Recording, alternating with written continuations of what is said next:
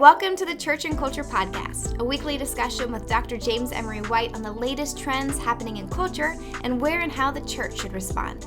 Jim is the founding and senior pastor of Mecklenburg Community Church in Charlotte, North Carolina, president of Serious Times, a ministry devoted to exploring the intersection of faith and culture, former professor of theology and culture at Gordon Conwell Theological Seminary, where he also served as their fourth president, and the author of more than 20 books. I am your host, Alexis Dry, and I can't wait to dive into this week's conversation. Well, thank you for tuning in to today's episode. Actually, today's conversation is going to be the first of two conversations. Jim and I felt that this topic deserves a little bit more depth than a single episode normally affords us. So what we're going to do, what Jim's going to do, is bravely go where angels fear to tread, and that is to the realm of politics. Now, I imagine some of you probably just turned up the volume, whereas others of you are already feeling uncomfortable. I think between the two of us, Jim's probably with those of you who fall in the former category, whereas I'm definitely in the uncomfortable zone with the rest of you. But anyways, today, let's talk about Christians and politics. And then next week, I want to zoom out and talk about Christians and government. So, you ready for this, Jim? I think so. Okay, let's jump in. So here's my first question. Who should I vote for? I'm just kidding. But here's the real question. As we approach what is traditionally, I'd say, a volatile topic, what kind of advice or perhaps prayer would you offer so that this could be a productive and even helpful conversation rather than a decisive one? I'm not saying that we're about to get combative, but I'm even thinking more of like our listeners who are inevitably at some point going to get sucked into a conversation on politics. What might they want to remind themselves of before diving in headfirst? Well, that actually is a good way to start because, I mean, it's a tricky time. I can tell you that I have never seen our world like it is now, at least not since the 1960s. So divided and so partisan and so uncivil, so political, and not in the best sense of the word, but in the worst. And for those of us who follow Christ, and for those who want to know what following Christ would mean politically, we do need to get back to some biblical roots because it's ultimately not about who you vote for. It's not about which party you align with. It's not about where you stand on any given issue or policy. It's ultimately about having the heart of God and the mind of God toward all of life, which includes the political. I remember when I did a series on politics at MEC, I began by challenging all of us to be the kind of church that could do a series on politics and come out on the other side in one piece. I remember I said something like this. Let me tell you how I taught everybody. I said, look, can we talk politics and come out on the other end as brothers and sisters and family and friends? Can you be part of a church where your pastor tries to teach what the Bible says about church and state and political involvement and the role of Caesar and when we should reject civil authority and when we should not, without ever naming a candidate to vote for or a party to embrace, teaching in a way that is going to step on the toes of Democrats and Republicans, conservatives and progressives, because the Bible does. All in the name of Jesus. Can you let me do that as clearly as I know how without giving into a cancel culture or partisanship or divisiveness? And I remember saying, I believe we can. I believe we can, which is why I'm going to tackle this series. And we actually did call it Where Angels Fear to Tread. But I remember I just praised him. I said, look, I don't believe, you're a small person. I don't believe you have a small mind. I don't believe you have a small heart. With very little maturity, I think we're able to do this. We're relationally healthy enough as a church, and we're intellectually robust enough, and we're personally sane enough to go where angels fear to tread. I think we're bigger and better than what's taking place in mainstream media and social media. So, let's give it a go. And we did. And it was so healthy and good as we kind of fought against ideology being over theology. And we said, no, let's put theology and then we can talk about the other stuff. Yeah, that was so good. I remember being a part of that series, just listening to that, and it just like calmed the room. Like everybody just collectively, I mean, either in person or online, just kind of like took a sigh of relief of like, oh yeah, okay, like let's think level-headedly about this and not defensively or reactively. And Mhm. yeah, that was really helpful. So I'm glad that we started that way.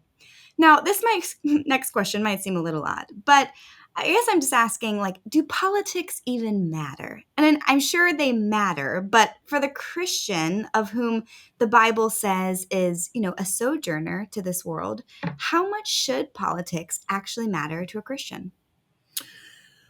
Yes, we're sojourners, but but we're sojourning for a reason. Yeah. We're here for a reason. Politics really do matter because culture matters, because the world matters. We're citizens in this world, and the Bible says that as citizens, we have a duty to the world in which we live. One of the key teachings that I've always come back to with this was Jesus' use of salt and light as a metaphor for the Christian life, how we're to be. And what he was talking about was you are to be people of influence in this culture.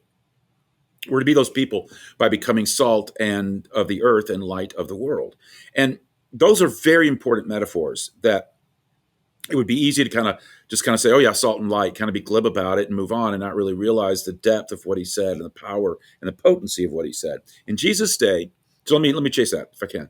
In Mhm. Jesus' day, salt was one of the most useful and important elements you could possess, but it wasn't because of what it did for the taste of food, like we use salt today. It wasn't a seasoning. That wasn't salt's primary use in that time. Then it was as a preservative. They didn't have refrigerators, they didn't have freezers or wrappings or anything like that. You couldn't buy things in cans. So they used salt to keep their food from spoiling. So, for example, let's say you had a piece of meat or fish that you couldn't eat right away.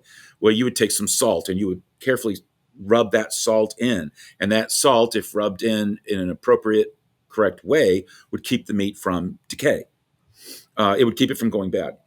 So when Jesus said, that we are to live a life that is like being salt to the earth, he meant that we should live life in such a way that our very presence in the world acts like salt, because left to itself, the world would decay. And then Jesus went on to say, and be the light of the world. Letting our light shine is letting what Christ is doing in our life and the truth about what Christ wants to do in everybody's life be known. So the light is the message of Christ. And the message of Christ is that he came into the world to show us the way to live, to provide the means for us to be in a right relationship with him. So you can think of it this way: salt is a negative influence, meaning that it works against something, whereas light is a positive influence, meaning it is trying to bring something to bear onto the matter. Both are needed for influence. We work against moral and cultural decay, and then we work for truth. And work is a good word there, because we are to be salt and light actively and intentionally. It's as if Jesus is saying, you and you only can play your part in this world as against moral decay. You and you alone can shine the light where you are. There is a salt, there is a light that only those who are followers of Christ can bring, because his truth, his values, his mission is unique to all the world. Um, John Stott once put it, paraphrasing him, he said, one can hardly blame meat for going bad. That's just, it's going to go bad. It can't do anything else but go bad. The real question with meat that has rotted is, where was the salt? Mm. If you're a Christ follower, you're the salt and you're the light. But Jesus doesn't stop there. He ups the ante further, as those familiar with the passage. No, he said, and if the salt loses its saltiness, oh my goodness, it's of absolutely no use. No use. If the light doesn't shine, it makes no sense. Um, and yet that's where a lot of Christ followers find themselves. Hmm. There was a historian, he's a late historian named Daniel J. Boorstin, and he once made note of how millions of Americans just sit, and in his day it was TV and not just an online computer screen, but would sit in front of their TV when they could be participants, Mhm. and yet they don't. They're not participants. He says that's the great temptation of our day, to become spectators. And we see so much every day on the screen of catastrophes that we can do nothing about, and floods and fires and kidnappings and terrorist attacks and starvation and corruption, that we make these the prototypes of experience, a world to be looked at, entertained by, alarmed or shocked by, but not a world to act in. Hmm. The challenge of Jesus is the opposite: act, be salt, be light. And that obviously includes involvement in politics. I mean, you're a citizen of, those who are watching this from the United States, I no insult, but I would say we live in one of, if not the greatest country on the planet, with freedoms that are almost scandalous in the world's eyes, freedoms that others have died to enable us to enjoy. One of those great freedoms is the ability to be involved in and engaged with the political activity, the governance of our nation for the glory of God as salt and light. And so that's not to be abdicated. Well, have you ever heard people respond, though, to that call, the call either to be involved in politics in general or to vote, by saying, well, why bother? Like, God's going to put into power who he wants to put into power. Or if I'm sure you've heard that, but if you haven't, like, how would you respond to that? Yeah, I would have to show great restraint, because I have very little patience for that very weak, even warped theology.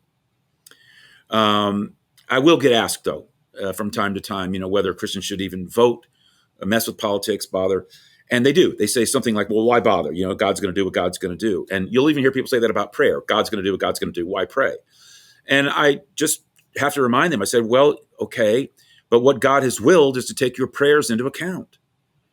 And if there is no salt or light, God tends to allow those nations to fall into decay and cycles of decay that they didn't have to fall into. In other words, you forget what God has willed is for us to have some freedom of choice in the matter, and it didn't have to be that way. So anyway, I think it's a terribly passive approach to civic engagement. You just will not find it supported in Scripture. And even more maddening is when they say, well, what difference does my one vote make?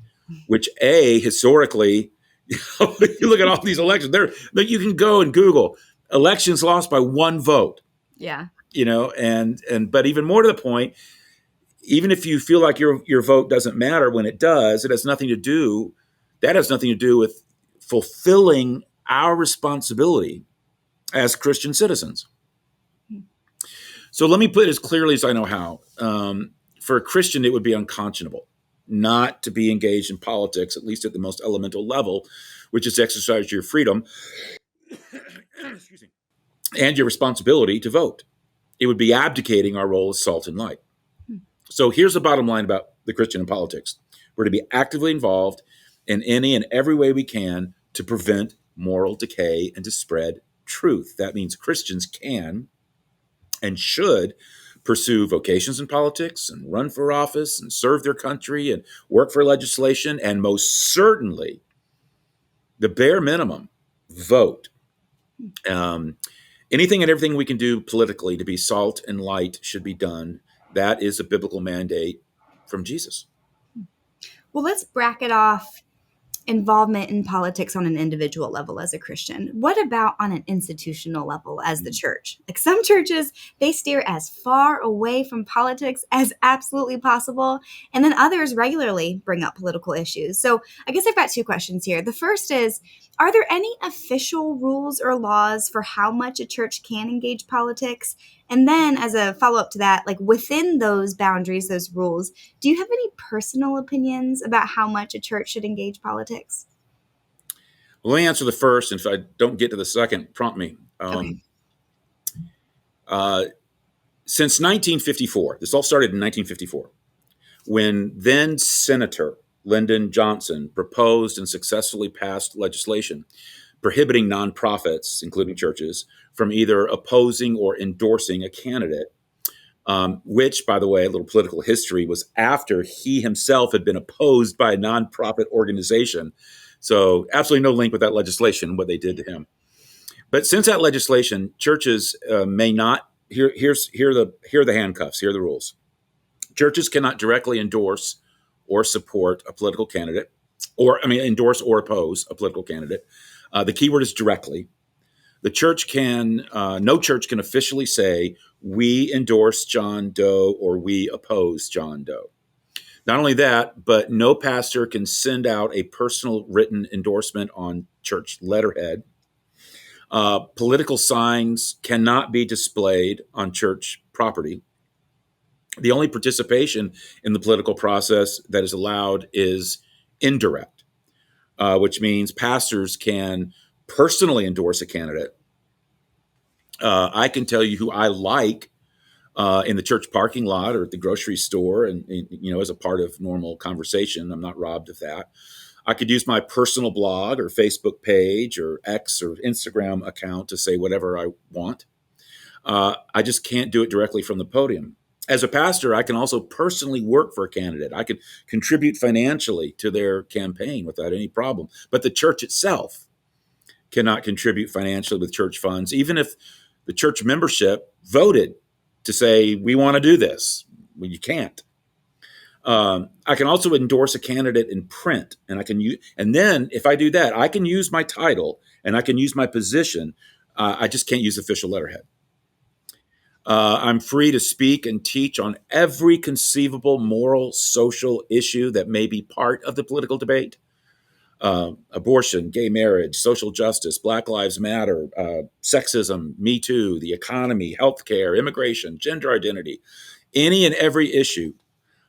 Even if by implication, what I teach about it throws support toward one candidate and critiques another, I can still do it. As a church, we can also take official positions on such issues as long as we don't directly endorse or oppose a candidate in the process, which is why you sometimes will hear about churches having voting guides, but it's just a voting guide on issues. As a church, we can organize voting registrations and drives as long as they are directed at all eligible voters and not toward just one political party. We can hold forums where candidates are invited to address the issues. If a candidate were to visit our church, I could, if I wanted to, publicly recognize them and introduce them. We can even hear candidates speak and invite them, host them to speak from our stage, as long as that candidate is not directly endorsed or urges the church to vote for them. We can distribute nonpartisan, as I mentioned, voter guides giving information on where each candidate stands on various issues that we deem important. But of course, we can offer, which we have, Mecca's done this, offer our campus as a voting station. So those are the things that we were allowed to do. Now, if you're asking me how I feel about that, which I think is your second question, I don't particularly like it. I think that it's a way of limiting. I don't think there should be. I mean, I understand that they say, well, if you're going to have nonprofit status, that kind of tax exempt status, but you certainly see other organizations that benefit from nonprofit status, or they get government support or something like that, and they're certainly involved in the political fray. I would love to see the church completely unencumbered. Not that we would suddenly get hyper partisan. I just don't like that. Well, I was even more thinking of more generally, like how a church even approaches political topics. Because you said that within the freedom, you can address a whole spectrum of topics that might come up, in a debate or something like that, all of those that you listed. In fact, I know kind of your stance, anecdotally, because I've been here to listen to you talk about a whole score of political issues. So you're certainly, not a pastor to be shy from, tackling some of these, what can be, again, pretty decisive things, which I think is why a lot of churches decide, I'm not going to go there because I don't want to cause drama in the church. I don't want people to leave over things like this. And so can you give for our listeners just a few examples of some political issues that you have tackled at MEC? And too, maybe for ministry leaders, what types of sensitivities have you had to have in place when preparing those messages? Yeah. Well, one of the things that I would say is that there's things that I can say now at my age and stage and tenure that maybe wouldn't have gone over as well 25 years ago at that age and that stage and that length of tenure. So there's something to be said about being the founding and senior pastor of a church for over 3 decades. That I can say things that even other pastors on staff can't say. That at least it'll be accepted from me when it might not be accepted by them. But having said all that, I would say that so if you're a brand new pastor of a church, you've been there 6 months, I wouldn't tackle the most controversial issue on the planet right off the bat. But I would say that I tackle cultural issues, of which many may have political overtones or are being played out politically. But I try to rise above politics and teach the biblical truths that are relevant to the most pressing cultural questions of our day. It's the cultural stuff I grab onto. Examples would be everything from issues related to the sanctity of life, to gay marriage, to creation care, to all things gender. The sensitivities that I have in place are many. That there are political and ideological dynamics at play in people's minds with this subject. Which means that one of my goals is to address the reality of that while trying to teach on it without it seeming to be partisan or ideological or in spirit. And how I do that is by reminding people many times of certain things. First, that if you're a Christ follower, you are not primarily a Republican or a Democrat, not first and foremost. You are a Christ follower first and a Republican or a Democrat second, distant second. Which for some is a relief because they might be feeling kind of politically homeless anyway. They don't identify with any party. And maybe they're theologically conservative, but socially, compassionate, or maybe they feel too conservative for the progressives and too progressive for the conservatives, or maybe they find themselves aligning with issues from both parties, liking some where this party stands on this issue, but not over here. Like maybe they care about the sanctity of human life, but they're also concerned with global warming. It's okay to feel torn as a Christ follower. In fact, if you don't feel torn, I'd be a little concerned because your allegiance is to Jesus, not a platform. Your ultimate citizenship is not to America, much less to an American party. Your ultimate citizenship is heaven. And as a follower of Jesus, you're going to find that on some issues, one party has it right, and on other issues, the other party has it right. On a third issue, both parties have it wrong. And by right or wrong, I mean, do they hold to a biblical position? For example, one party might get creation care and all things environment right in your thinking, while another might get sanctity of life issues right in your thinking. One party might get concern for the working poor right, and others might get matters of sexual morality and gender identity right. One party might get race and social justice right, another might get issues related to religious freedom right. And neither party might be getting issues right related to love and civility and truth-telling and such. And what I really hate is when we've become so ideological on a particular issue that even when the Bible clearly speaks to it, because that position is part of another party or tied in with an ideology, it's like, well, I can't even be biblical there. Or if I am, I'm suspect or whatever. I'm a fundamentalist in one person's eyes or woke in somebody else's eyes. And it's like, it's frustrating when you get labeled, when you say, I'm just trying to be biblical. Yeah. So as Christians, we might align with one party, but as Christ followers, we must never stand under that party. We always stand over it, taking stands for Jesus wherever those stands might lead us. We are never to turn a blind eye or a deaf ear to where Jesus would clearly look and see just because it goes against our political party.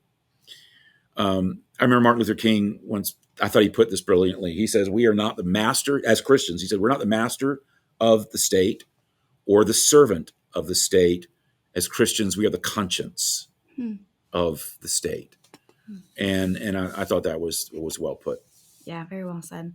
Well, you in part, I think, just answered my last question, but I'm going to ask it directly just in case there's anything else that you want to add to it. But so earlier I was joking with you when I said, who should I vote for? But I think if I'm going to kind of reframe that in a more serious way, I do think that a big struggle for Christians, in light of what you just said, of how some candidates or parties can get some things right and other things wrong, like what kinds of things should a Christian take into consideration then when trying to decide whom to vote for? Well, I would never presume to tell anyone who to vote for specifically, but I can offer some counsel on how to vote when you aren't thrilled with either candidate. When you feel you're trying to pick between the lesser of two evils, which I think is how a lot of Americans have felt on any number of recent elections, both on the state and the national level. And there's a reason. There's no such thing as a perfect candidate. And for those who say that when it comes to choosing the lesser of two evils, you can't ever choose evil, so we shouldn't vote for either one, are, I believe, misguided. Unless Jesus is on the ballot, you're voting for the lesser of two evils, no matter who's running, and you're doing it in every election. That doesn't mean you overlook character. It just means that all candidates are going to have character flaws. I do think you need to evaluate character, though, to the degree that they're so deeply flawed. Don't expect them to consistently hold up biblical worldviews. They may have said something to get elected, but if their character is flawed, then they'll switch away from that in a heartbeat if it isn't flowing from deeply within them. So you got to choose and vote. I can also tell you when you make your choice, it's not about whether they're a devoted Christ follower. It'd be nice if more candidates were, but what's critical is where they stand on issues of importance to Christ and culture. People sometimes forget that when it comes to electing representative, a senator, governor, president, we're not electing a pastor in chief. So what's the key to voting? To think and to vote as a Christian. To not give in to partisan politics, but to give in to Christian reflection. To vote from a deep well of a biblical worldview. To look at the issues and the stands that various parties and candidates have taken and think Christianly about them, and then vote Christianly about them. That's what it means to be salt and light. But that's exactly what many of us do not do. What we tend to do is to compartmentalize our thinking. And I've talked about this before. A compartmentalized mind is one that separates life into different categories, such as our faith, our job, family, Facebook, the stock market, and all without any kind of real, serious integration. Our thinking about one area never informs our thinking about another. So you can be a Christian, for example, and never reflect on issues in light of your faith. What does it mean to think about the sanctity of human life and its ending biblically? What does it mean to think about immigration biblically? What does it mean to think about issues surrounding gay marriage or gender identity biblically? What does it mean to think about the poor biblically?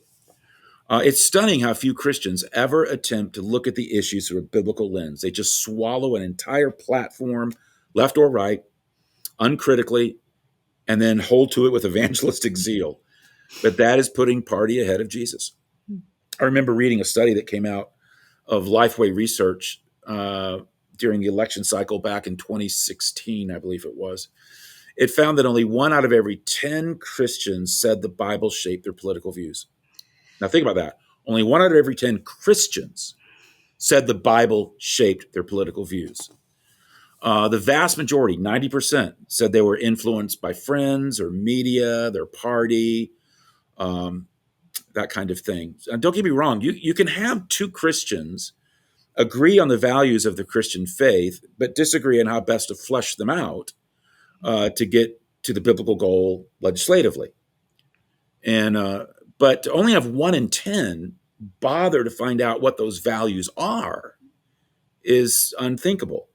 We've just got to work toward having a Christian worldview. And worldview, that is such an important word. Your worldview is a set of ideas by which you judge other ideas. It's how you range of human thought and creation from a Christian perspective. For example, if you were to think of the question, where did we come from? Pretty basic foundational question. It's key to a Christian worldview, how you answer that. Because there's just a limited number of answers at our disposal. You can say, well, we came about by chance. That's a naturalistic contention. You can say, well, we don't even really exist, which might be a Hindu response. You can say we are spoken into existence by a creator. See, the Christian gives a very different answer because of a Christian worldview. The answer, where did we come from, gives a foundation for thinking that no other answer gives. When we would say that we were spoken into existence by the living God. We were created by the Creator. And because we were created, there's value in every single human being. There is meaning and purpose to every life. There is someone outside of our existence who stands over it as authority, which means there's transcendent truth. And on it goes in terms of the implications of even answering that one question. And that changes everything, because then that means truth is not something I create for myself, but it is something discovered. Truth is given to us. It is not determined by us. Okay, that alone blows apart so much cultural thinking and gives clarity to so many cultural issues. I mentioned Martin Luther King earlier, and we could have all kinds of disagreements about his various political views. I certainly am not a wholesale embracer of everything that he held to politically, even though I admire him as a human being in terms of his stands with social justice issues. But his Christian faith, his worldview, was everything in challenging racial discrimination and segregation. Because the answer for him, where did we come from, was we were spoken into existence by God. And because of that worldview, he could write that amazing letter that he wrote from the Birmingham jail. And if you've never read Letter from Birmingham Jail, it's very short. It's well worth a read. But he goes into it. He says, there's two types of law. He says there's just and there's unjust. He says a just is a man-made law that squares with the moral law or will of God. That's what makes it just. It corresponds with God's morality, God's law, God's truth. An unjust law is any law or code that is out of harmony with the moral law of God. And he says that's why segregation statutes are unjust. They go against the law of God. And that was his basis. He appealed to that. He laid claim to a law above man's law. No other worldview would have given King the basis for such a claim. And from that, he was obviously able to be salt and light in a day and time that needed it. And that's God's call on our life. Be political, be deeply political, be passionately political, but as salt and light, not as a partisan player. Hold fast to the idea that if you're a Christ follower, you are a Christ follower first and a Republican or Democrat second. The goal is to develop a biblical worldview by which to engage all things and to follow that worldview. And as you vote, you'll be evaluating which one you think upholds the biblical worldview best and the most compelling aspects of a biblical worldview. Because again, whoever it is, they're going to get some things right, and they're going to get some things wrong, and they're both going to get things right or wrong. You're just going to have to walk through it first and foremost as a Christian as you vote, and just make the best decision that you possibly can.